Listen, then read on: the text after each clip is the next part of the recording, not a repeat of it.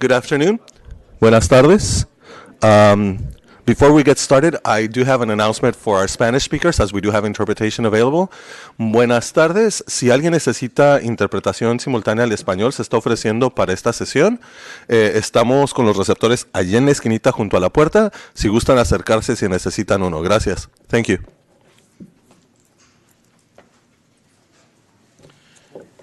Good evening, welcome, and thank you for coming. This is the Imperial County Lithium Valley Specific Plan Community Development Workshop. My name is Jim Minnick. I work with the Imperial County Planning and Development Services Department. Housekeeping real quick, in case of an emergency, we have exits to your right there and over here. Also, for those of us who don't hold our bladder very well, the bathrooms are right down the street. No, they're right down the hallway to the left, as well as downstairs as well. There is snacks provided behind you, and I believe there's some prizes for some stuff later on should you want to do that. Okay, so what's going on? Imperial County initiated a specific plan for Lithium Valley. It covers more than just lithium. It's about a 50,000 acre master plan that is designed to encourage development in industry, preferably in renewables. But it could be also support documentations for that. Over the past 2 years, we've held a number of meetings, and they'll go into a lot more detail about this. Can you all hear me? Yes. Am I speaking loud enough? Because it's kind of a weird angle. Anyway, so all these meetings, we gathered information, we did research, and we've drafted a specific plan. We've published that specific plan on our website in a draft form. It went on early February, and it'll be out there till April 1st. No jokes about April 1st, just happened to be the right day. Anyhow, so we're looking for input from the public on the draft document that we prepared. Tonight, what we're going to be doing is we're going to have a more formal presentation, and after that presentation is over, then we're going to invite you out to the hallway where we'll have easels set aside with different aspects of the plan in which you can come up and ask people questions and hopefully give us some of your input. Right. So what I'm going to do is I'm going to transition this over to Rick. Rick is a company that is our consultant. They do engineering, planning, and design. They're out of San Diego, amongst other places. Specifically, our consultant, Brian Mooney. Brian Mooney is a partner with Rick. He is a lifelong planner, has been working in numerous counties and jurisdictions and various states. He's also one of the architects for a lot of our plans over the last 30 years in the County of Imperial. So he comes with a lot of knowledge, not just in planning and environmental, but also in the county itself. Shannon, who does the heavy lifting, has also been with Rick. She has 8 years of experience in both environmental and in planning. So that said, Brian?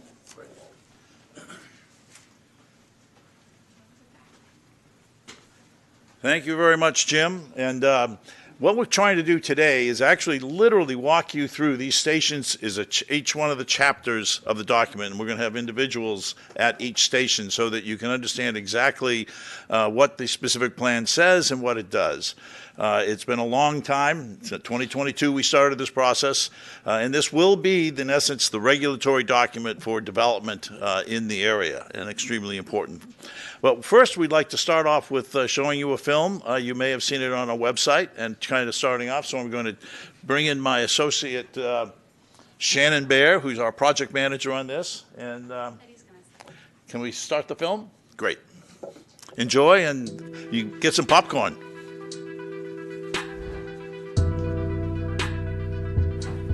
This is Lithium Valley, a region in Imperial County with incredible potential to power a new clean energy future.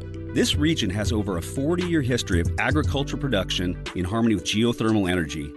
The County of Imperial coined this area Lithium Valley because the geothermal reservoir in this area holds one of the richest lithium deposits in the world, an essential resource for electric vehicle batteries and renewable energy storage.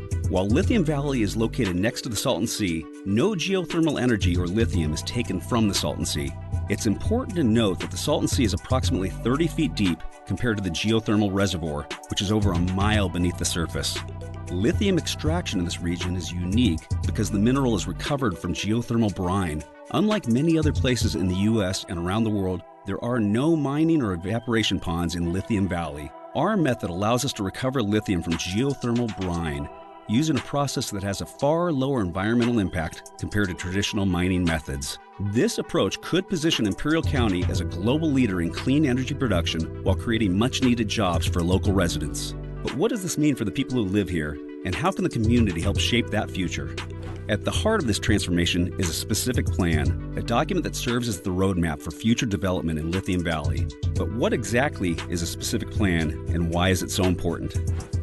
A specific plan is more than just a technical document. It reflects a vision for how the region can grow responsibly while ensuring that local communities benefit. It establishes where and how projects like lithium extraction and renewable energy production can be developed, and it sets clear rules for things like land use, design, infrastructure, permitting procedures, and community improvements. The county has been developing the specific plan for over 2 years and awarded 5 community-based organizations funding to engage with the Imperial Valley community and share more about Lithium Valley and the purpose of the specific plan. Collectively, the CBO organizations in the county have held over 500 engagements to gain feedback on the plan that has been developed. In Lithium Valley, this plan will guide the development of industries that support clean energy goals while bringing jobs and economic opportunities to Imperial County. The plan will also identify other business opportunities to diversify the job market, a logistics plan to get workers and products efficiently to the area, and conservation programs to preserve sensitive natural and cultural resources. The core of the specific plan is the land use map, which lays out what type of developments or land uses may go where, using what we call land use designations. The Lithium Valley land use map is composed of 10 different land use designations, uniquely designed to acknowledge the economic opportunities and uplift local communities while balancing the area's environmental and cultural sensitivities. From there, a circulation system is formed, an infrastructure network is proposed, and specific policies and programs are written to lay out the steps and actions towards achieving the Lithium Valley vision. Here's how the overall process works. First, we gather feedback from the community, industry, experts, and many different types of stakeholders. This input is crucial for understanding local needs and concerns. As part of this process, the county has also conducted a Programmatic Environmental Impact Report, or PEIR. The PEIR is a comprehensive study that looks at the potential environmental effects of lithium extraction, manufacturing, renewable energy projects, as well as other allowed uses within the land use designation across the Lithium Valley designated project area. This report helps us understand the impacts on air and water quality, wildlife, traffic, and more. It also helps identify ways to address these impacts. We also consider traffic and noise impacts and develop solutions to minimize them. After several rounds of revisions and a public comment period, the final plan goes to county leaders for approval. That's why your voice is so important in shaping the plan and why we've ensured there have been so many avenues for the community and all the stakeholders to share feedback during the development of the draft specific plan and PEIR. We also want to ensure that the community is aware of the additional opportunities they have to share feedback during the public review process of the draft documents.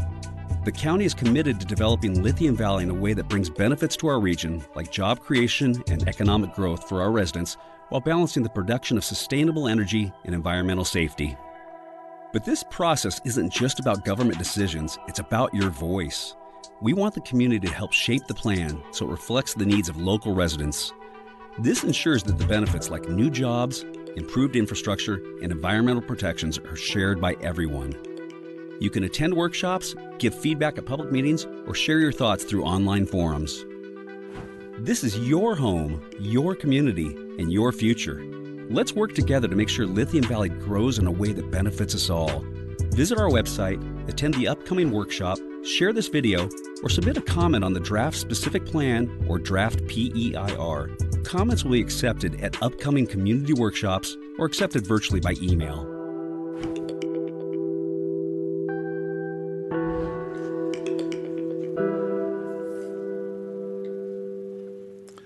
Excellent. Now I'm going to go through a very brief presentation with Shannon. We're going to walk through this overall presentation, and then we're going to break and go to the individual stations where we can talk and ask questions about any element of it, the overall program that you want to touch base with. So if I could, I will start with housekeeping. We already took care of that, so we all know where the bathrooms are.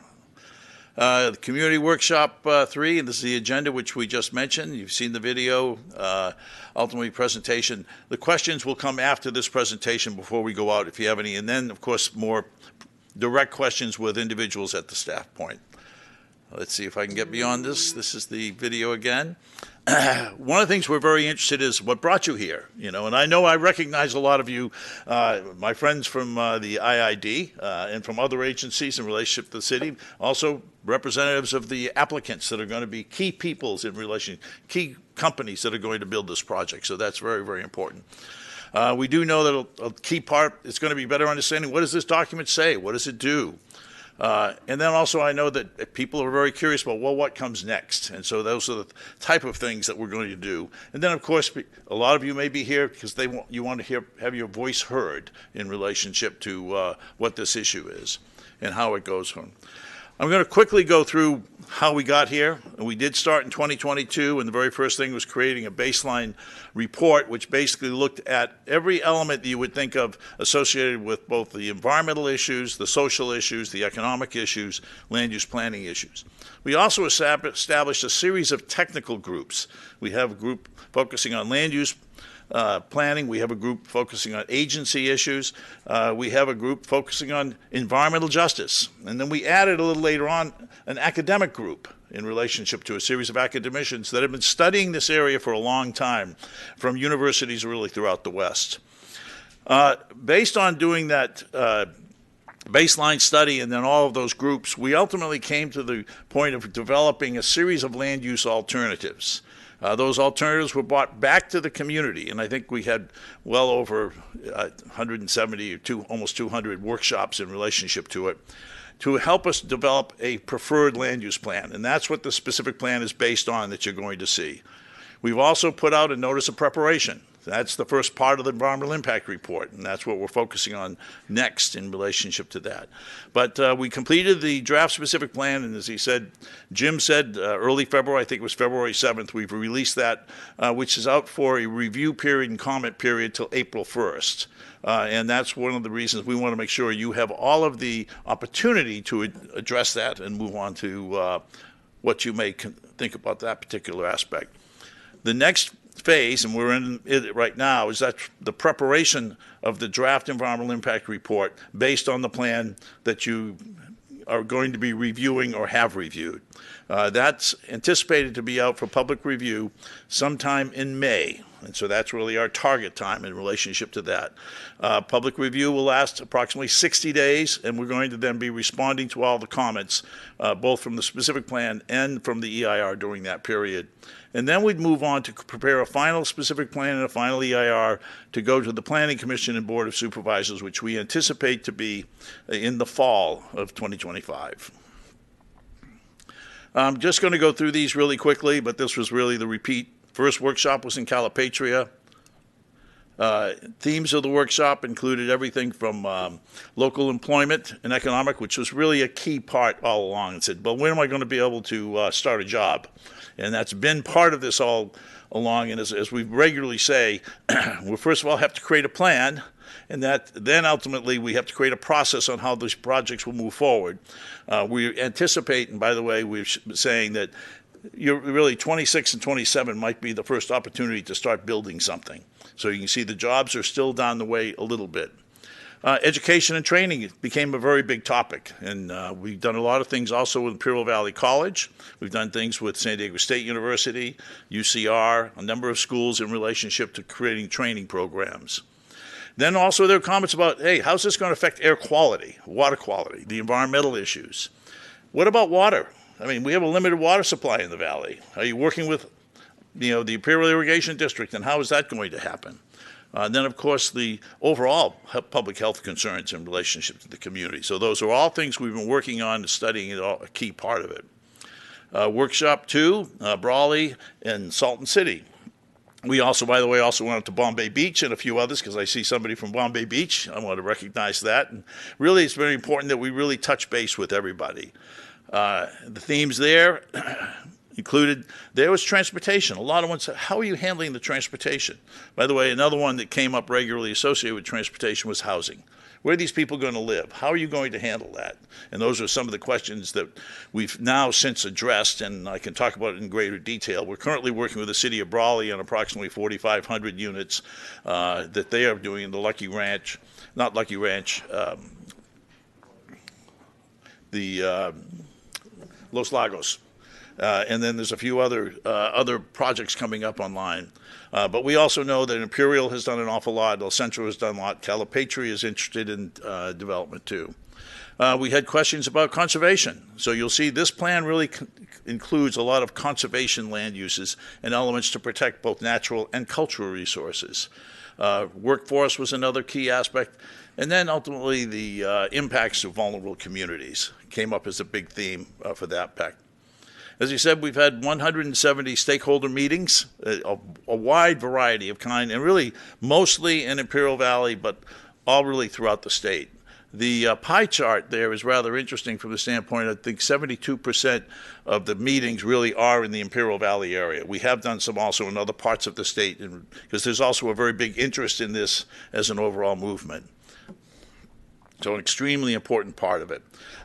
We also, the Board of Supervisors awarded $800,000 to community-based groups to do additional public outreach to make sure we got to all of the communities and all of the neighbors, and that's very, very important. Now I'm going to turn this over to Shannon Bear, who's the project manager in the project, but I want to emphasize this really isn't just about lithium. What we've done is we've developed a plan which we think really addresses a wide range of things and creates a broader spectrum of opportunities in relationship to that. So yes, lithium is a key element, but at the same time we're finding data centers is something, and that's something that there's been a lot of interest, particularly with AI.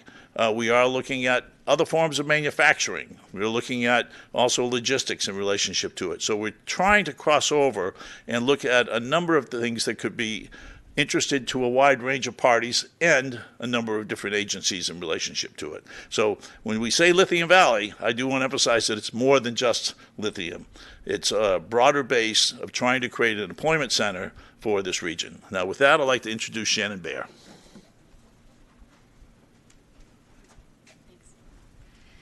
Thanks, Brian.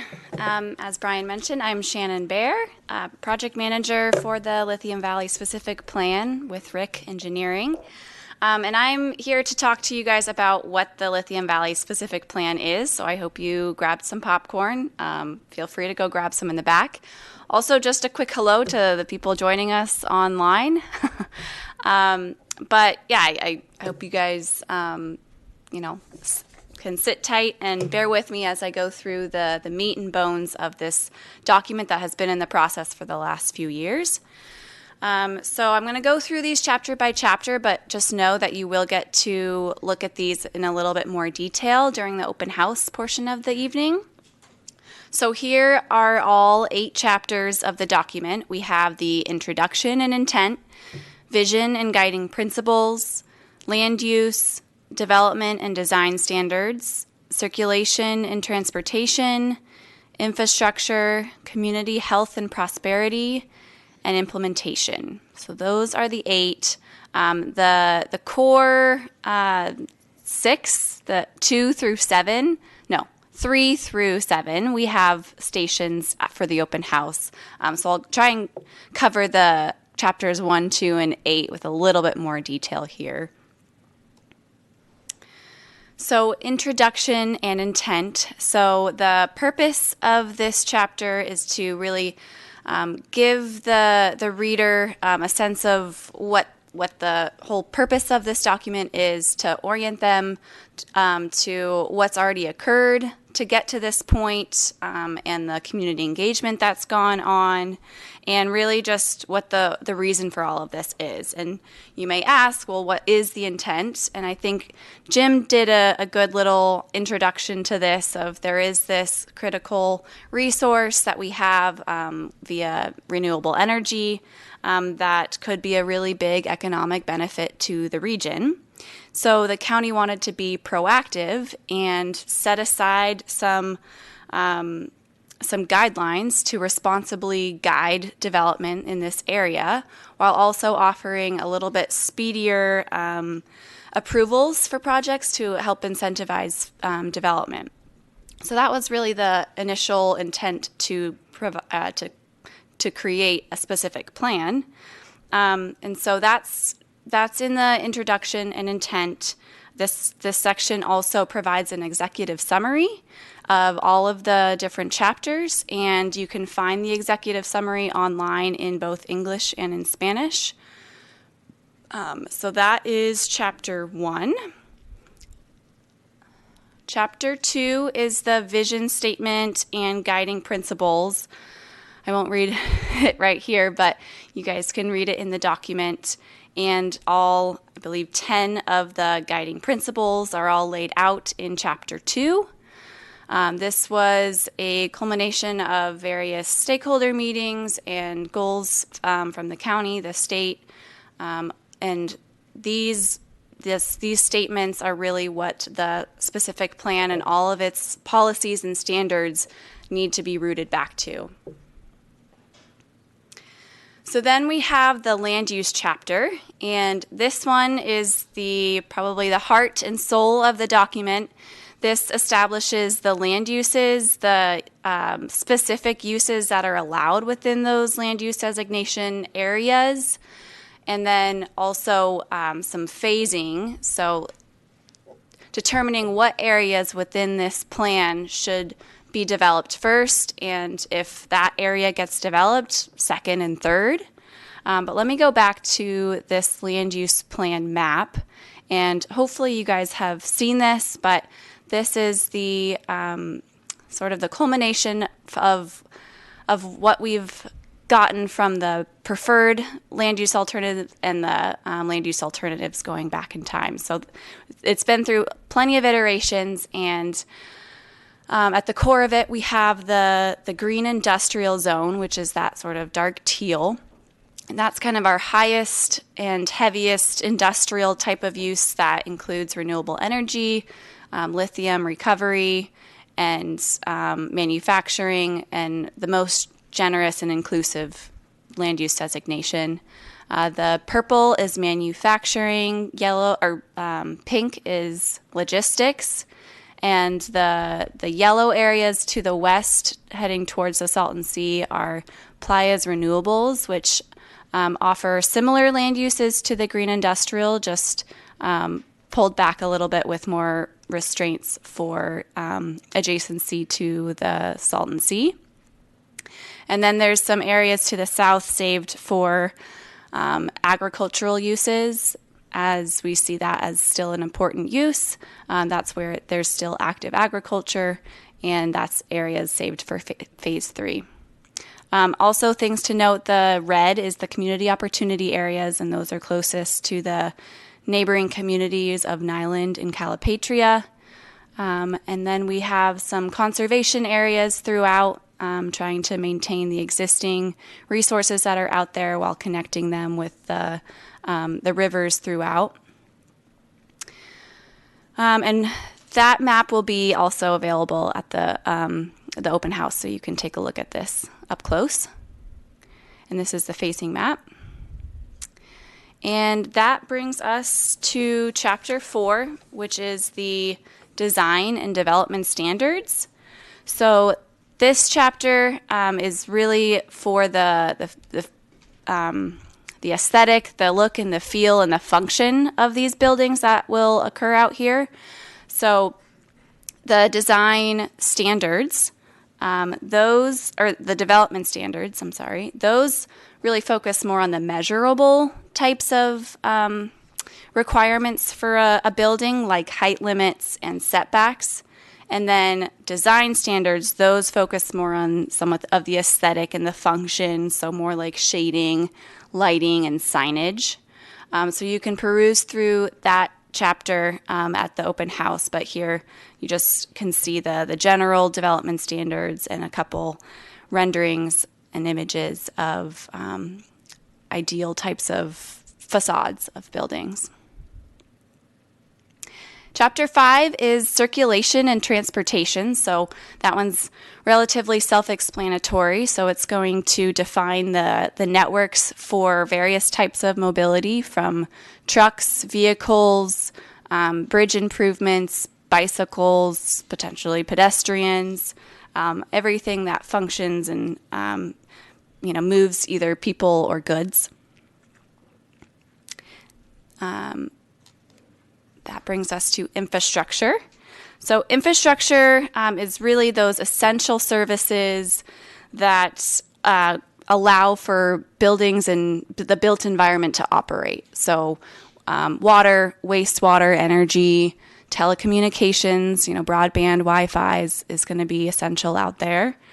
Police, fire, health services, stormwater, drainage, everything infrastructure is included in this chapter. One thing to note is that there are a lot of variables in infrastructure, so this section really provides more of a menu of guidance and recommendations that can occur for each of these topics rather than specific directions.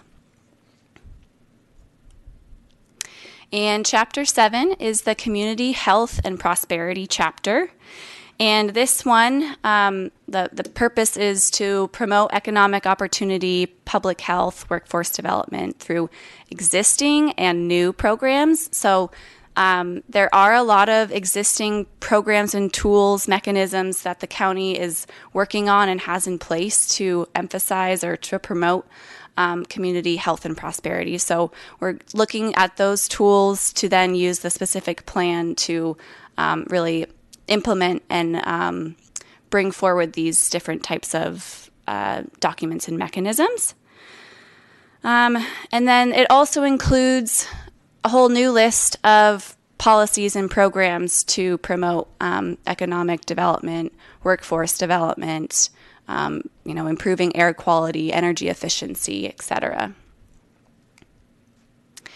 So then the implementation chapter is last. This is where we set up the process for projects to submit an application to the planning department, go through some site plan review process, establish if it's in compliance with the specific plan or not, and if not, then maybe that means that it needs to go through further review or needs additional analysis, and that's the discretionary review process. So this is more just the technical jargon of how projects will actually be processed once this plan is adopted. So that is the very high-level overview of all 8 chapters in this specific plan, but this URL or this QR code will take you to where that full draft document is. So you can find that document using this QR code. You can also find the executive summary in English and Spanish here, as well as a virtual comment form. And I think you just need to enter your name, email address in the comment and hit submit. And that will send an email address or an email to county staff. And then we will receive all those comments. We will read them all, and we will consider them to be addressed in the final specific plan. And the final specific plan will be prepared once the programmatic EIR has gone out for public review and is going to be finalized. So the final specific plan and the final EIR will be completed at the same time. But there will be an additional public review period for the programmatic EIR once that's ready. It's being prepared now. But for comments on the specific plan, those are going to be accepted until April 1st, as Jim mentioned, at 5 p.m. Pacific Standard Time. And then I'm going to hand it over to Brian just to introduce a little bit about the open house. We do have someone from another consulting firm for the county that is doing the updated guidelines to the vehicle miles traveled. And Casey, why don't you raise your hand? He is going to be at a station at the open house if you want to learn about that process and how that fits into all of this. It's going to be, definitely a large component of the analysis of the specific plan and where vehicles are going, how long they're traveling. So I'll hand it over to Brian for that, and then we'll open it up for questions. Thank you very much, Shannon. And it's been a wonderful process. It's also been wonderful working with all of you. What I'd like to do is actually invite anybody that wants to ask a few questions right now to the microphone. So ultimately we can have, because this is being streamed, and we want to make sure that your questions are on record. Before we go out to the ultimately the workshop, just to explain the workshop, each basically station has a board which goes into that chapter in detail, and we also have copies of the chapter so that we can respond to any specific questions you have. We have it, by the way, in both English and Spanish, and so we want to move from that. But this was a long presentation and a lot of information, and we know the most exciting part was implementation. Everybody wants to know about the zoning, but and I just kid you. What I'd like to know, are there any questions? Does anybody have a burning question? Look, if you go to the microphone, or even better. Hello, my name is Veneranda Cooper. I'm a resident in Calipatria, and my question to you all is, excuse me, what is your plan for air pollution and air quality there for us? Because with all you guys digging and everything, you know, my health isn't that great as it is, and with all this coming through, living in Calipatria, you know, we're going to be affected the most. So my question is, what are the plans for that? How are you guys going to help us not be sicker? Well, we'll start with the fact the specific plan does include various steps that are going to be needed in relationship to developing this overall area. Number one, which is one of the biggest things, is dirt roads. Those dirt roads are going to become paved roads. And so ultimately, where we're going to see truck trips and car trips and employee things like that, that's going to be a critical thing. There's going to be other additional elements in relationship to trying to hold down dust on the playas. And that's one of the things we're working currently with the DUDEC, who's the consultant for the environmental impact report, on are there any other elements associated with maintaining the dust on the playas. Ultimately, we are looking at some form of limited landscaping because we obviously have a limited amount of water available for landscaping, but we are looking at a number of things along those areas. That will all become, although there is some area in relationship to requirement for the paved roads, and that is going to be a key thing, where you have trucks going on dirt roads, that creates a heck of a lot of dust. We also will have specific measures that will be part of the environmental impact report about construction. So during construction, how you limit dust from the standpoint of any of that aspect. So that will also be part of the overall project. Anybody else have a question? And Yes, you'll sir. be able to learn those mitigation measures once the programmatic EIRs is complete.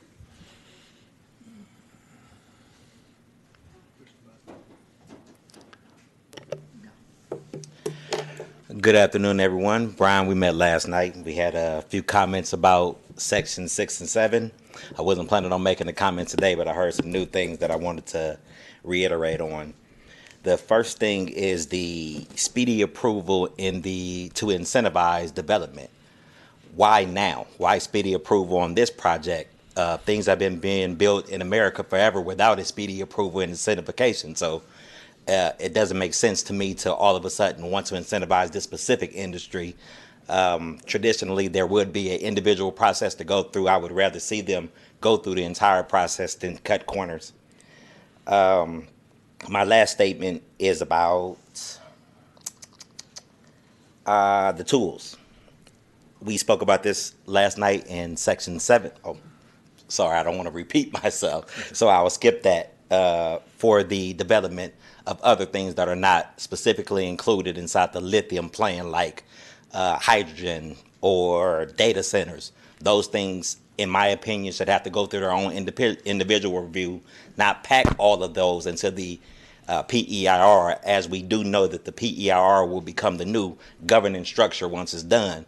I don't want to see anybody just add everything they can think of inside of it, and there's no way to do mitigation afterwards. We always speak of mitigation. I am from Calipatria. We don't want to be mitigated. We want to be included in the plan while the plan is being made. And that is all. Thank you. Well, I appreciate those comments, and streamlining is a key piece. I'll just answer the question about streamlining, but again, that's why your input is so important, and particularly as it relates, and that's why we're spending a lot of time at Calipatria, and we'll be back there tomorrow. Obviously, the key thing is we're trying to diversify employment, and we're trying to, this project is competing with other projects, both in the United States and the world. Right now, there's a project in Arkansas, and there's a project in Nevada. I believe there's also one in the Carolinas. And so ultimately, we are looking at trying to bring things forward to the point of being able to, basically open up before they do. I will say that it's our opinion, based on the environmental analysis, that this is a more environmentally sensitive approach by taking the lithium out of the brine. Now, I will also focus on the other aspects, as we also don't want it just to be about lithium and geothermal. We think there are other opportunities for this region, and we're just looking for ways that we can create other employment opportunities. And I have no problem, and ultimately, we understand some people may disagree, so it's important that if we allow for, let's use data centers as one, which is one of those activities which is, basically looking for sites all over the United States right now. We want to make sure that the controls are in, that if the data center goes ahead, it has to comply with specific limitations that really makes it a safe and valuable option to the county and to the citizens of all of the communities in North County. Yeah, thank you. Anybody else have any questions or comments? If not, I'm going to say let's go out. Oh, here we go. Should I stay here? You may do whatever you'd like. Well, my name is Fernanda Vega. I'm a community organizer with Imperial Valley Equity and Justice. And I had like 3 questions.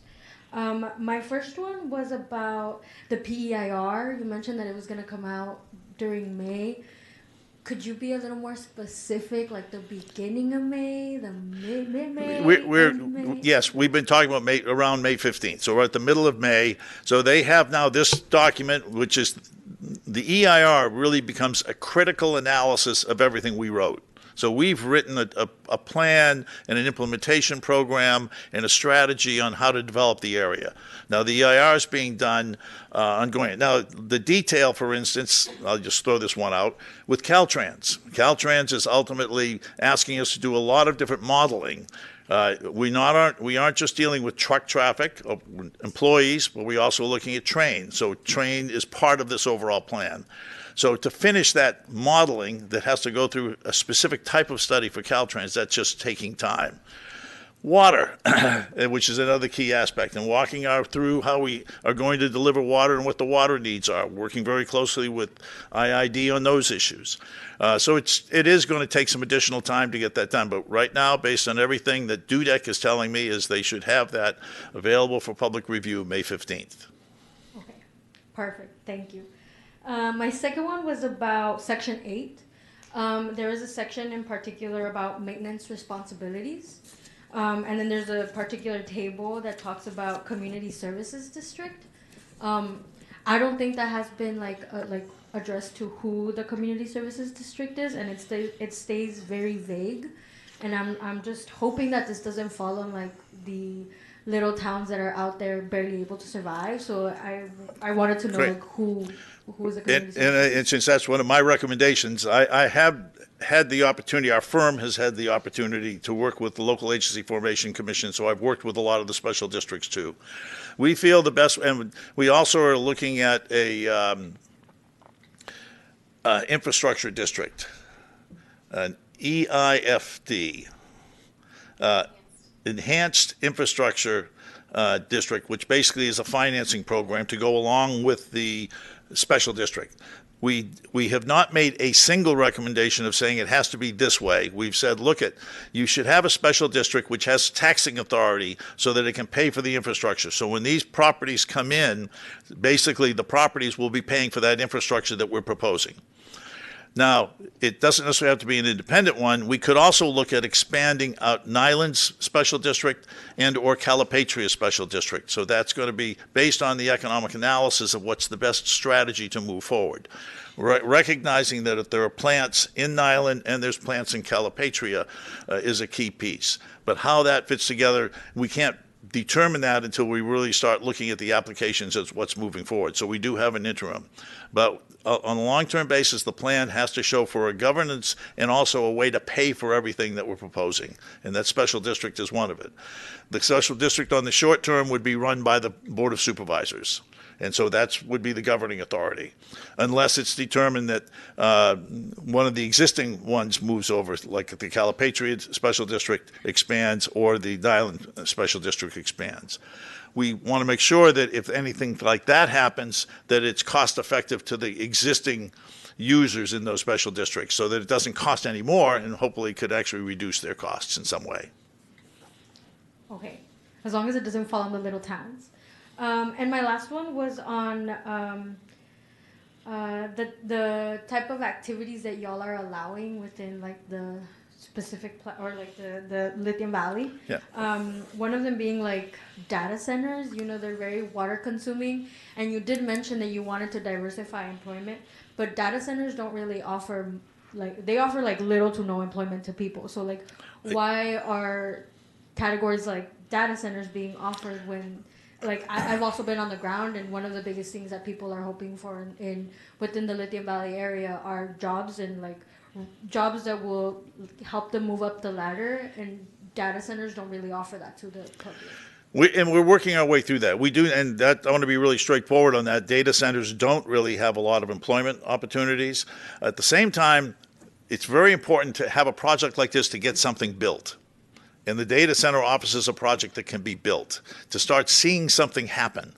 And the data center could also basically put in certain infrastructure that we currently don't have, including paving roads to basically minimize dust. So there's values to it, and we're weighing it. Currently, the data centers are allowed in the county in other locations, and we just think there is a value to having data centers. By the way, in the development, we do have a list of all of the uses, and we have expanded those uses, so it isn't really just about lithium. We want you to look at all those uses and how they come into it.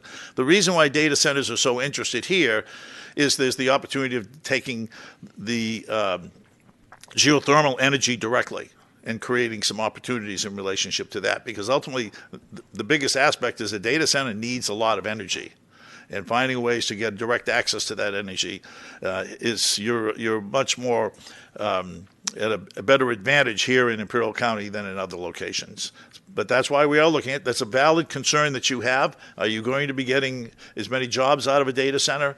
No, you're not. But ultimately, we think it's still important to have projects that can move forward and do things. It is also going to be something that, as a national agenda, they want to see that done, and it also could help put Imperial County on the map in another form. So that's one of the reasons. That's our justification.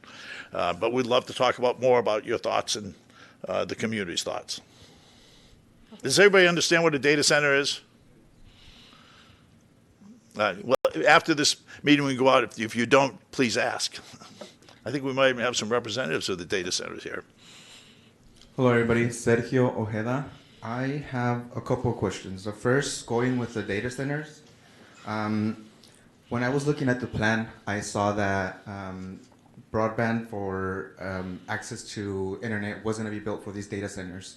One of the things that worried me is that they're not close to the population that is very much in need of this broadband, the access to high-speed internet.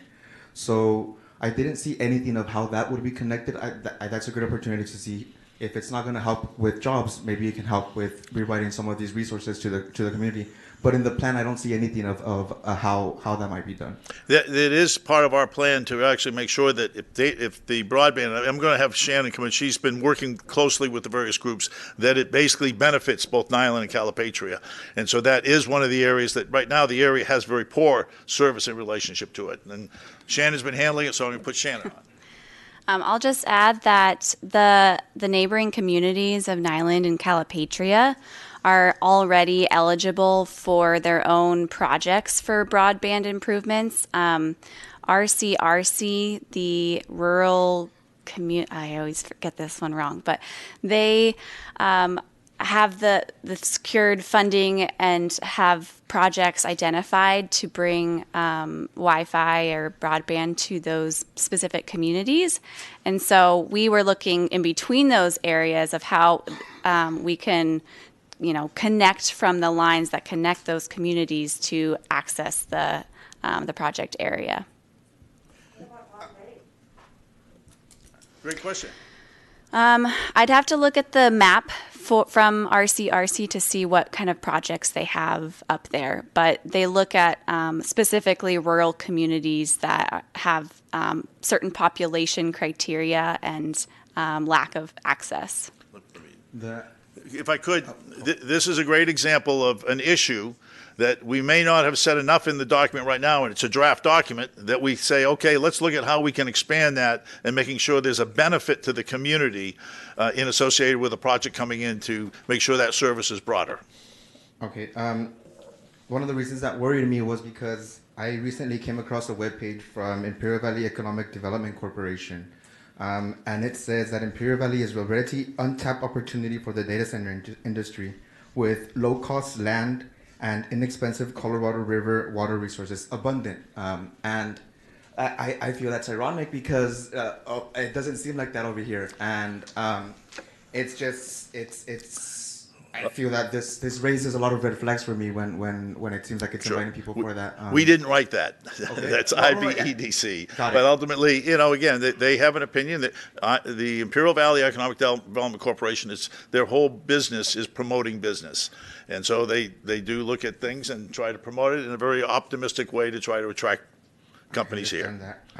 But that's not part of the project that we're doing in relationship to it, which is working directly with the county and creating a regulatory document for how to develop. And if I may, with that document, I understand that it's a draft.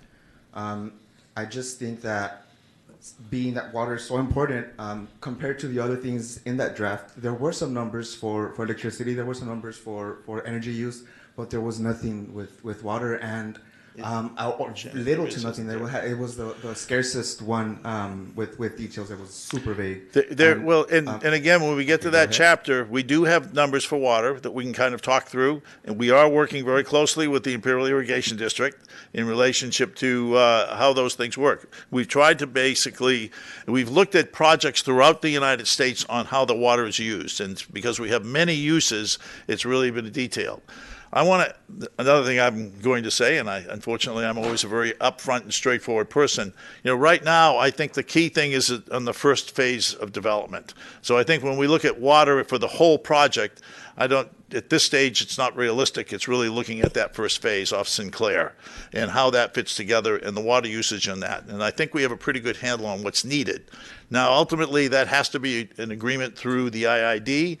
Right now, they have a limited amount that's identified for industrial use. We recognize that, and I think there's somewhere available in the 18,000 acre feet. We do know that some of the applicants in the area are applying for some of that, and that would be subtracted from some of our water. But we can talk about that at the infrastructure stage of water. Yeah, it was for that one. It said phase 1, and the rest had phase 2 and 3. That's why I was worried. There's not much info about that. And lastly, we think about the Southern Border Regional Plan. Region plan. Can you give me more information on who came up with that, or just more details on that?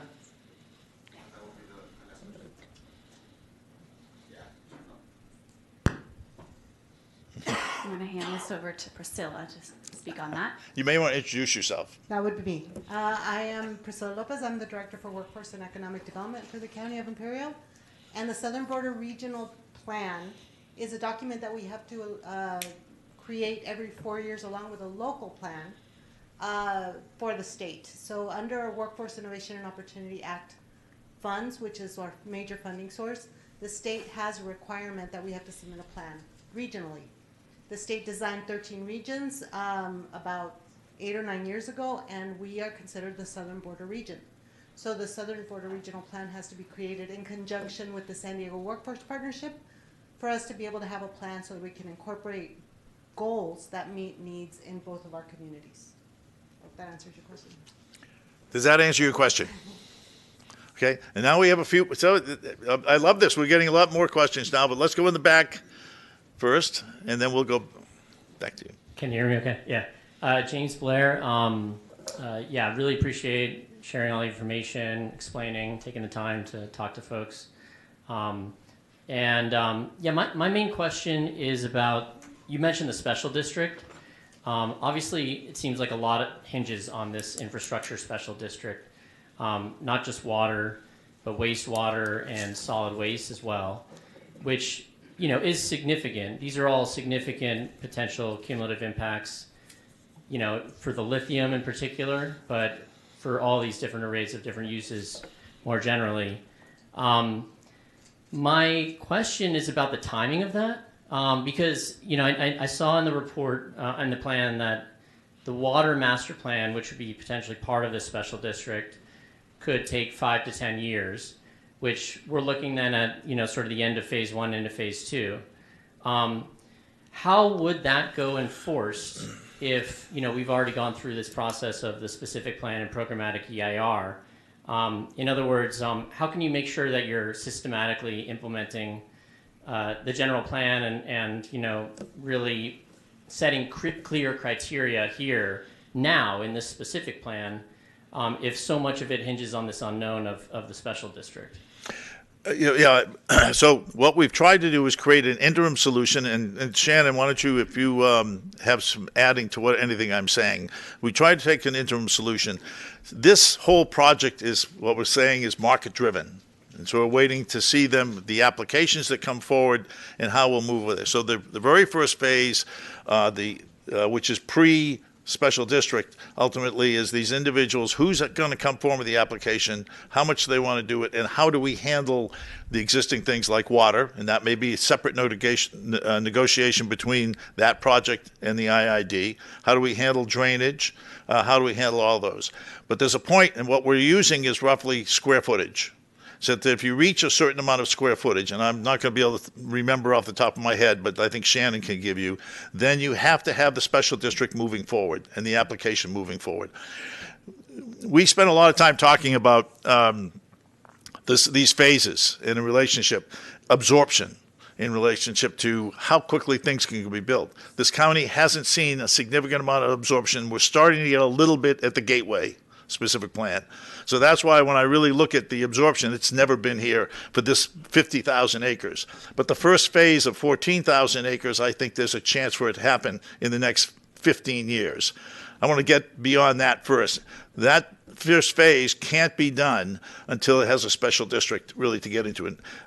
So Shannon, what's the square footage we used? I thought it was... For sewer? For when we're going to require sewer, and that basically is going to require a special district. I'd have to. And the employee, I thought, and we also had a number of employees. Was it 200?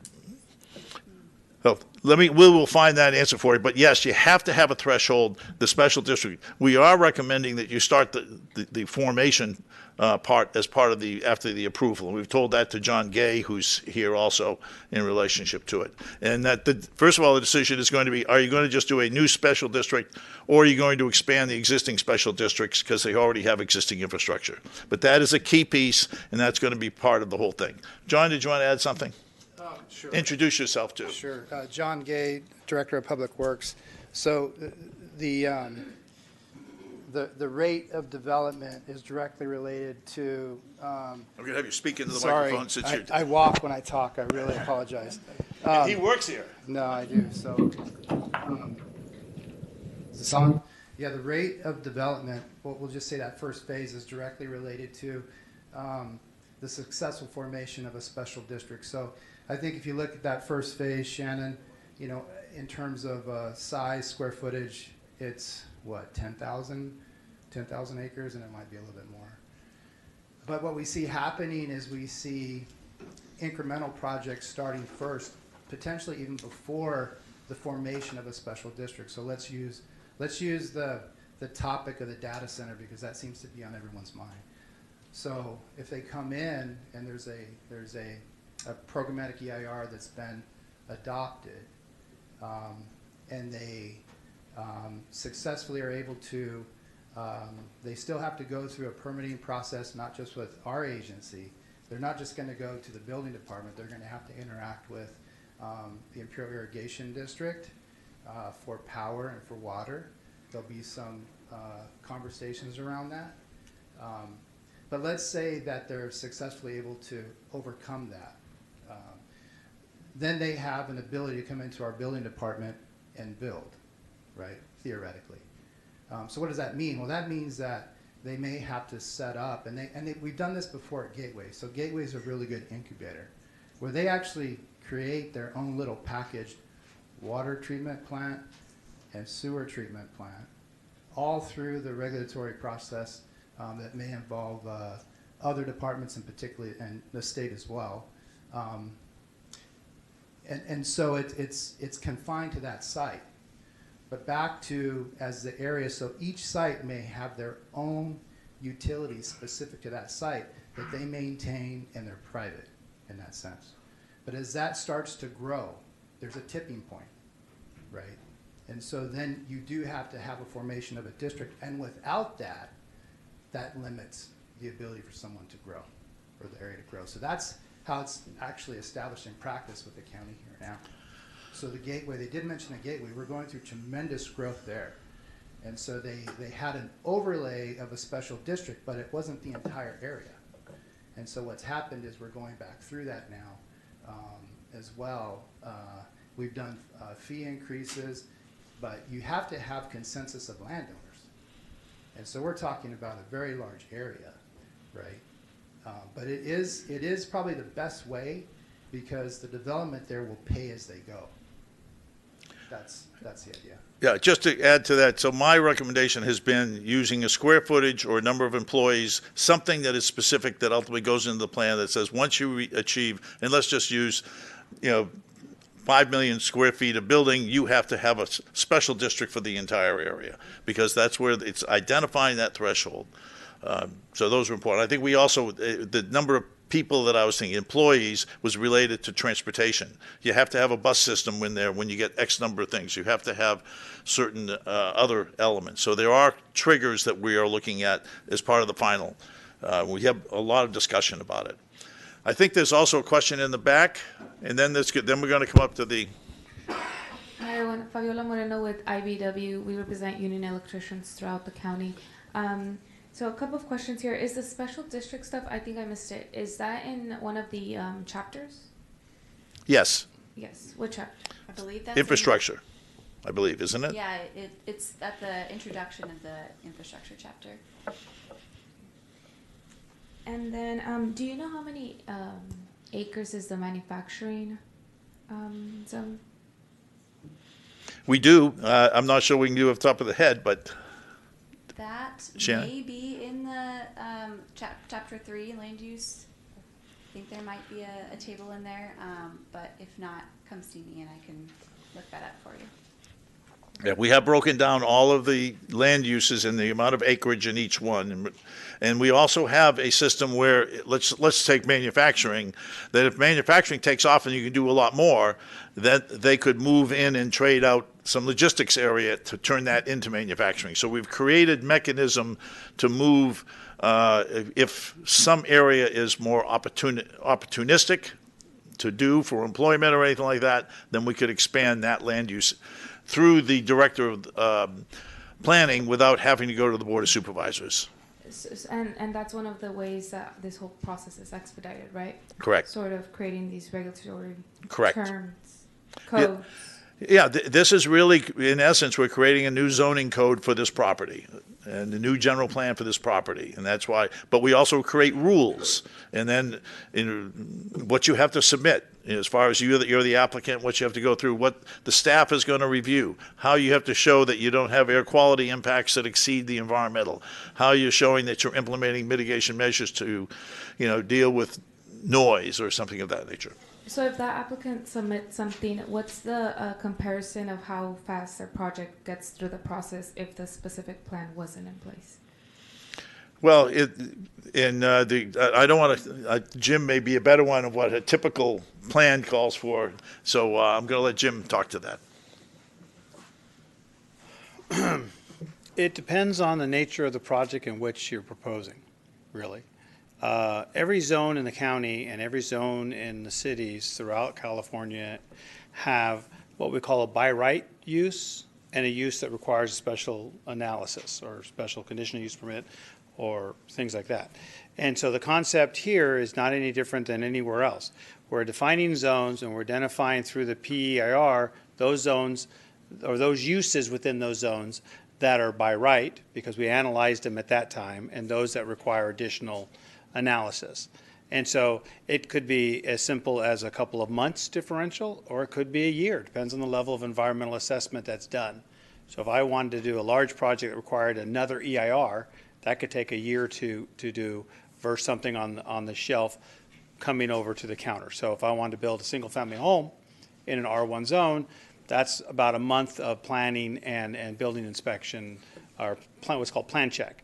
If I wanted to build on the same property a 4-bedroom apartment complex that requires a special use permit, that could take 6 months to a year.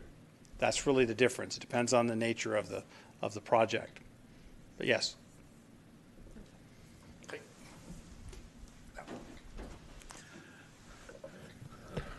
So my question is, when you guys go through the phases 1, 2, 3, etc., right?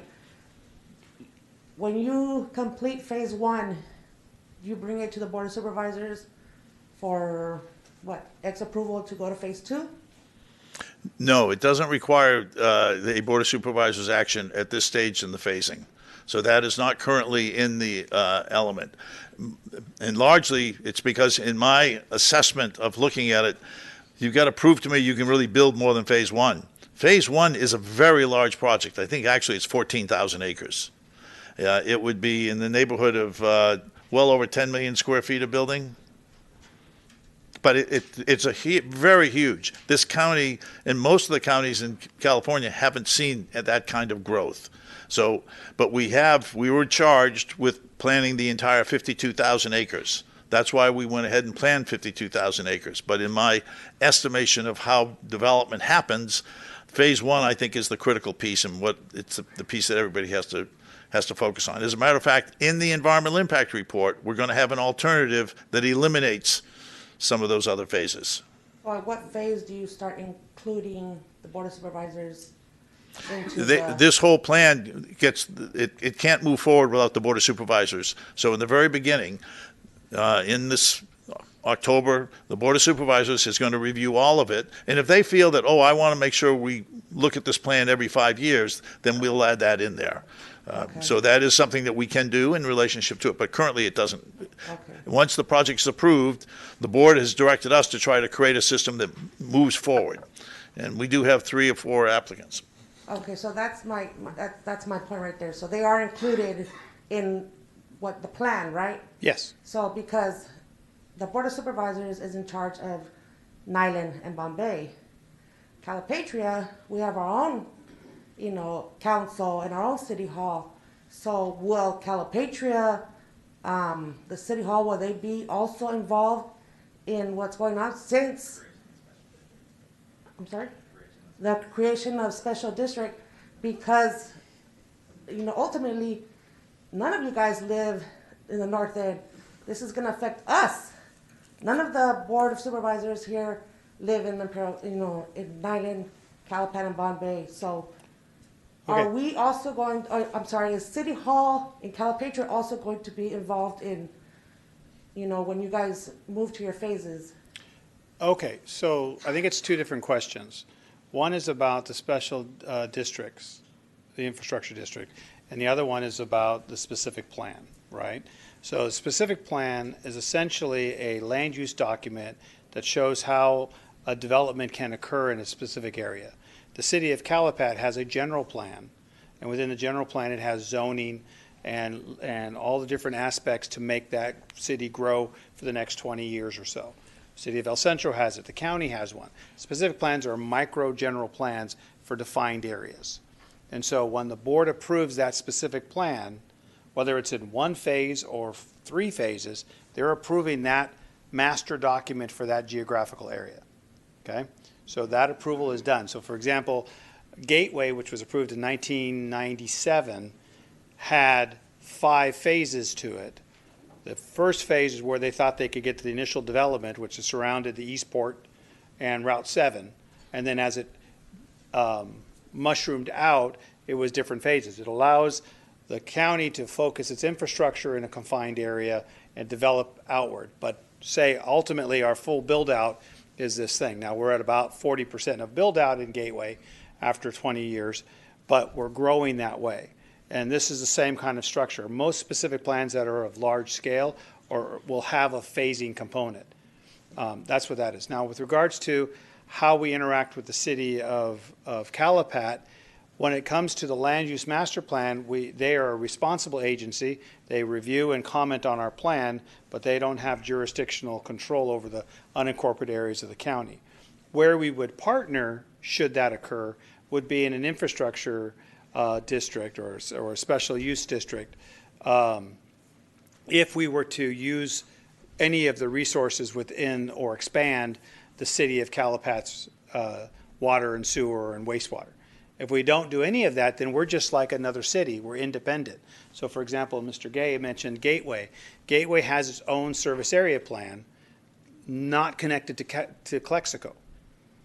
Okay, and we don't use services from Calexico. They don't use services from us as it pertains to water, sewer, stormwater, things like that. If we were, then we would, of course, have to partner with the city of Calapat and get their buy-off and their expansion. Hopefully it would be for the benefit, or the intent would be, if we were to do something like that, that would be to expand and improve Calapat's systems, because we would be utilizing them. That all depends on where we're building as well. Okay. I'm going to add one little thing to that. We did receive comments from the city of Calipatria saying, look at our special district, we may want to participate. So we are in communication with the special district at Calipatria. And that is an option that's open to it. It's not necessarily the city per se, but it's your special district. Now, not seeing any more questions, I'm going to invite you all to go out and go look at these individual stations. We have individuals at each one. And then after that's done, we're going to do that for what, about a half an hour? Half an hour, 45 minutes, however long. Half an hour, then we'll come back here. If you guys still want to talk, we're going to come back here and get any more questions. One of the key things about public outreach is, keep you busy. Keep you engaged.